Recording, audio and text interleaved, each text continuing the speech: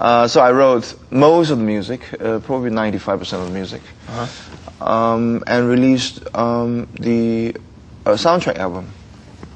And the theme song which I wrote became the sort of song of the year in our version of the Grammys.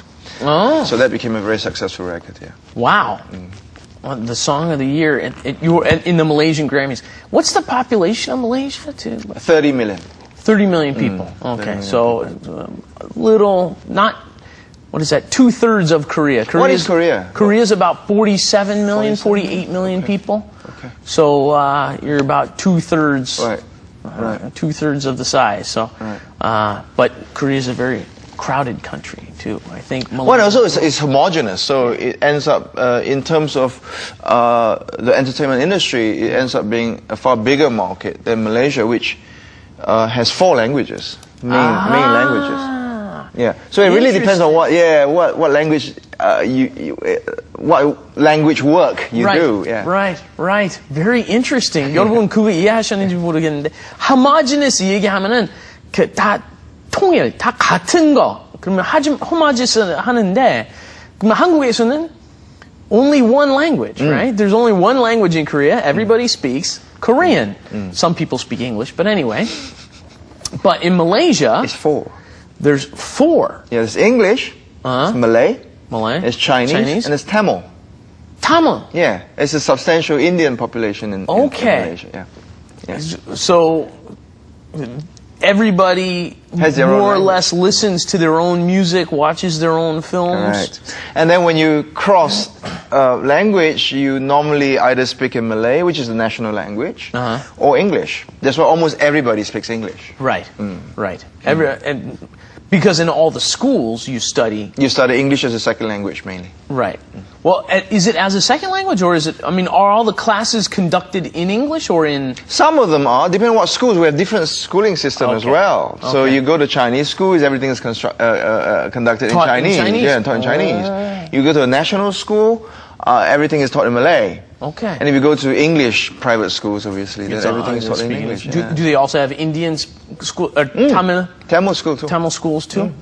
So everybody, many very different cultures coexisting. Yes. Coexisting. Yeah, it's a very complex society. Yeah. Very, very complex. Sounds interesting. I have never been to Malaysia. Oh, you should come. I should. Oh, you guys should come. Oh. Have fun. It's a beautiful country, lovely food. Come, please. The food, yeah. I do love the food. I have tried Malaysian food. It's awesome.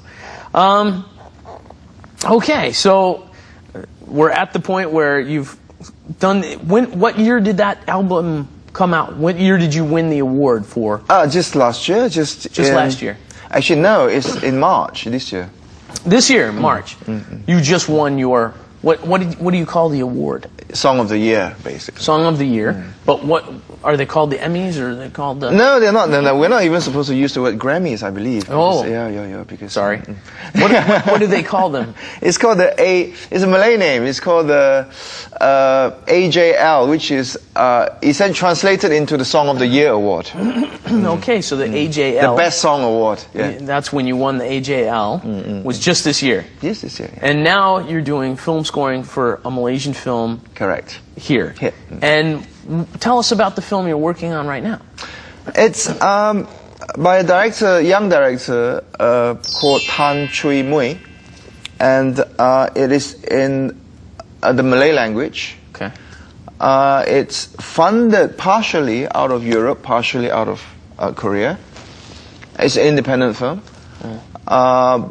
Probably not regarded as a commercial film. It's an art film. I believe you do very well in competitions. And it's about a singer, actually, strange enough, a singer returning home to his rural fishing village. He originally came from a fishing village. A very moving story, I think. Yeah, if you can, try and catch it in Busan Film Festival. At the Busan Film Festival. It will be premiering there 4 times, I believe it will be shown. Okay, great. 4 times. Because they repeat the movies a lot when you're... Yes, that's right. Well, especially if it is partly funded by the festival. Yeah. Oh, yeah. That's right. That's right.